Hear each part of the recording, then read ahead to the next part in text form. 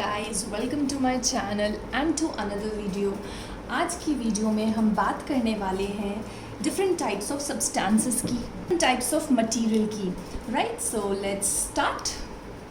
तो हम बात कर रहे थे पहले तो चार्ज की। Now on the basis of charge we will classify the material. Okay, so the very first class that we are going to see is nothing but conductors.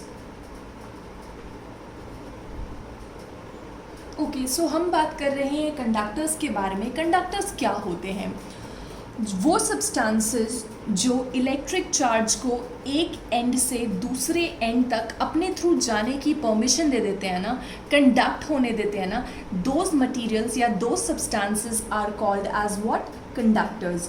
अच्छा, एग्जाम्पल देख लेते हैं हम। लाइक सिल्वर हो गया, silver is the best conductor. उसके बाद we have so many conductors like copper हो गया, आयरन हो गया, and then we have aluminium हो गया, कोल हो गया।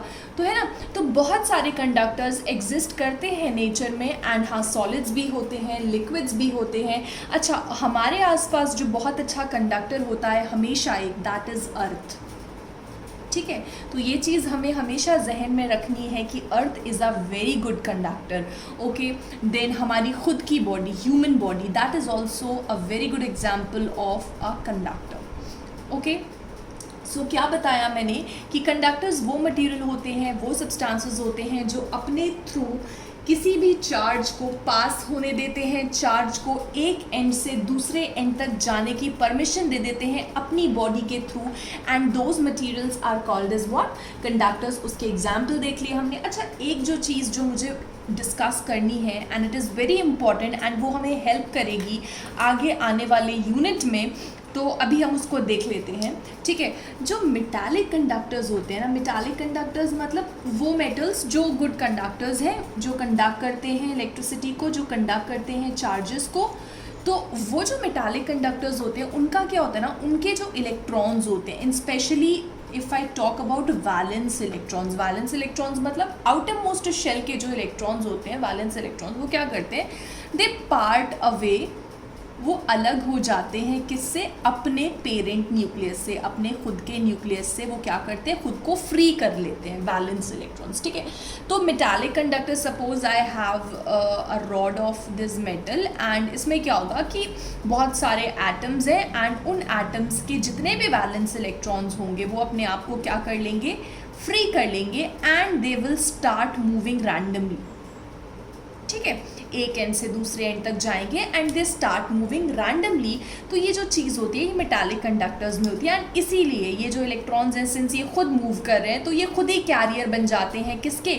चार्ज के, कैरियर ऑफ चार्ज। कैरियर का मतलब क्या होता है? समथिंग जो किसी चीज़ को कैरी करे। तो कैरियर ऑफ चार्ज मतलब यहाँ पे जो फ्री इलेक्ट्रॉन्स हैं, they themselves are carrier of charge, and वो एक एंड से दूसरे एंड तक ट्रैवल करते जाते हैं। ठीक है, तो it happens in what? Metallic conductors में ये होता है। ठीक है, लेकिन अच्छा हाँ, एक चीज़ हमेशा ध्यान में रखनी है। नो डाउट उन्होंने अपने आप को न्यूक्लियस से अलग कर लिया है, लेकिन मेटल के सरफेस के बाहर वो नहीं निकल सकते। ठीक है, ऐसा नहीं है कि कभी नहीं निकल सकते, it is impossible. It is possible अगर हम लोग बाहर से कुछ एक्स्ट्रा फोर्स या एनर्जी देते हैं, एक्सटर्नल फोर्स है ना, एक्सटर्नल एनर्जी देते हैं, तो ये इलेक्ट्रॉन्स निकल सकते हैं बाहर। लेकिन under normal circumstances at room temperature it is not possible for them to leave the surface of metal. लेकिन हाँ, अंदर वो रैंडमली मूव करते रहेंगे। सो ये हमने बात करी है कंडक्टर्स के बारे में। अच्छा, जो दूसरा क्लास होता है ना इनका, किसका? इन मटेरियल का, दैट इज इंसुलेटर। इंसुलेटर्स होते हैं वो। ठीक है, इंसुलेटर्स क्या?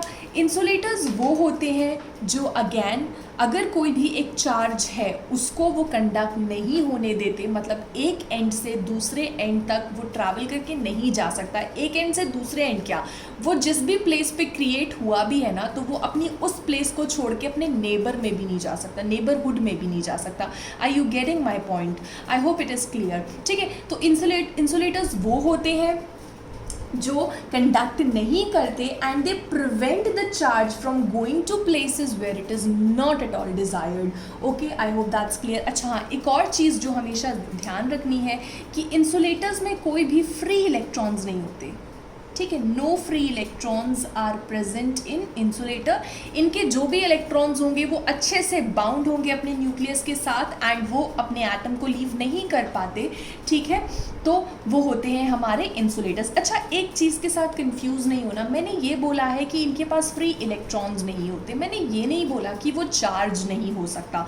इंसुलेटर भी चार्ज हो सकता है, कंडक्टर भी चार्ज हो सकता है, ठीक है, लेकिन इंसुलेटर में क्या है कि जो भी चार्ज आप क्रिएट करते हो ना, suppose if I have a glass rod and I have rubbed it with silk, ठीक है, तो सपोज करो कि आप यहाँ पे एक चार्ज क्रिएट हो गया, ठीक है, पॉजिटिव चार्ज होता है ना इस पे, तो यहाँ पे एक पॉजिटिव चार्ज क्रिएट हो गया।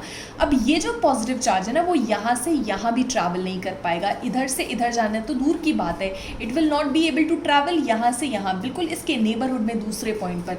Are you getting my point? तो इंसुलेटर्स में क्या है, वो चार्ज हो सकते हैं लेकिन उस चार्ज को ट्रैवल नहीं करा सकते अपने through. Okay, I hope that's clear. अच्छा, एक और चीज़ जो मैं आपको बताना चाहूँगी वो ये कि जो इंसुलेटर्स होते हैं ना उनका एक और नाम होता है, उसको हम बोलते हैं डाई इलेक्ट्रिक भी, डाई इलेक्ट्रिक। तो आगे आने वाले चैप्टर्स में अगर हम डाई इलेक्ट्रिक बोलते हैं तो दैट मीन्स इंसुलेटर ओनली, ठीक है। तो अच्छा, एक चीज़ और सुन लो कि जो डाई इलेक्ट्रिक होगा या जो इंसुलेटर होगा वो कंडक्ट तो नहीं करेगा, ठीक है, कंडक्ट नहीं होने देगा अपने थ्रू चार्ज को, लेकिन ऐसा नहीं है कि वो कोई इलेक्ट्रिक इफेक्ट्स ना दिखाए, ठीक है, ऐसा नहीं है कि वो चार्ज की वजह से कोई इफेक्ट ना दिखाए, इट्स जस्ट दैट कि वो बस कंडक्ट नहीं करेगा, ठीक है। लेकिन अगर आप एक्सटर्नल फील्ड लगाते हो, अच्छा मैं ये फील्ड बोल रही हूँ, उसका क्या मतलब है?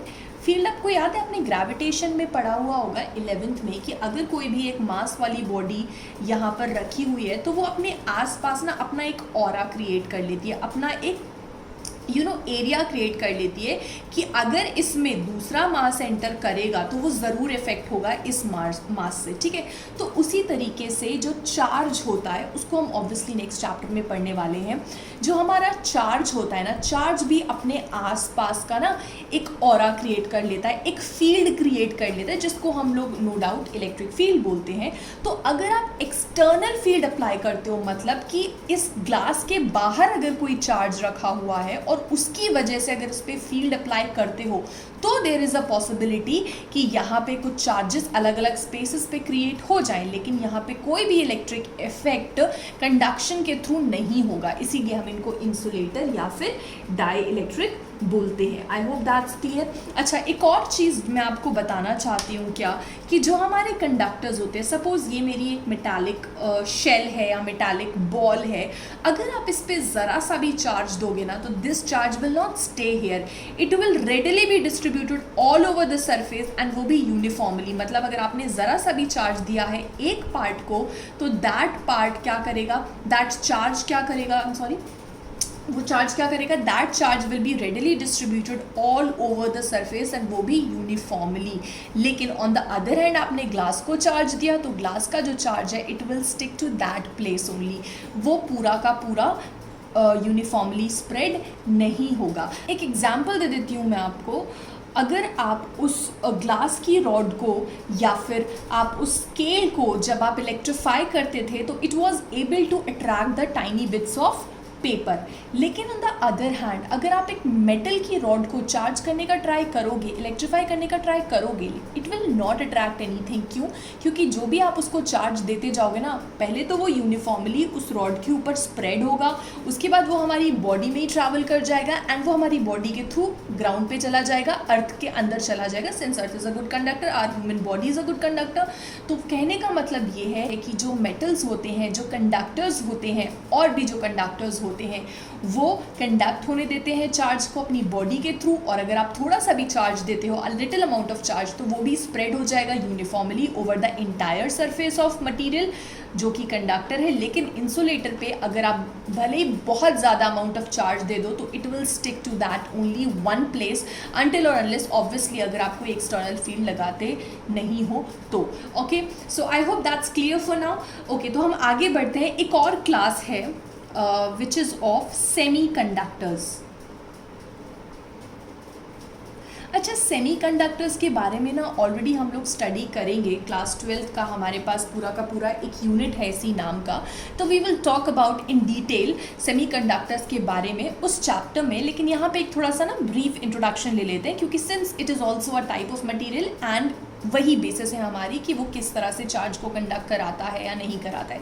तो सेमीकंडक्टर्स जो होते हैं ना, एज द नेम सजेस्ट, यहाँ पे सेमी लगा हुआ है, तो इसकी जो प्रॉपर्टीज़ होंगी that will be a combination of both, मतलब इसका जो भी कंडक्ट करने का तरीका होगा it will lie between the both conductors and insulators के बीच का। अच्छा, एक और क्लास है हमारी which is superconductor। इसके बारे में भी we will talk about in detail in unit number 2। लेकिन अभी मैं बता दूं सुपर कंडक्टर में क्या है। सुपर में ये है कि आप जितना भी अमाउंट ऑफ चार्ज दोगे it will flow without any resistance. मतलब सुपर कंडक्टर में जो रेजिस्टेंस होता है ना, रेजिस्टेंस क्या होता है, opposition to the flow of charge. तो जो ये जो रेजिस्टेंस होता है it is almost approximately zero, बहुत ही लो रेजिस्टेंस, या फिर मैं ये बोलूँ कि ऑलमोस्ट ज़ीरो रेजिस्टेंस होता है इन सुपर कंडक्टर्स। तो जितना भी अमाउंट ऑफ चार्ज आपने फ्लो कराना है, जितना भी अमाउंट ऑफ करंट आपने फ्लो कराना है, that will happen in superconductors. Okay, so that's all for today's video. I hope आपको ये समझ में आया हो। If there is any doubt, आपको इसमें किसी में भी डाउट हो रहा है, तो you can personally email me on the email ID given in the description box below. Till then, happy learning.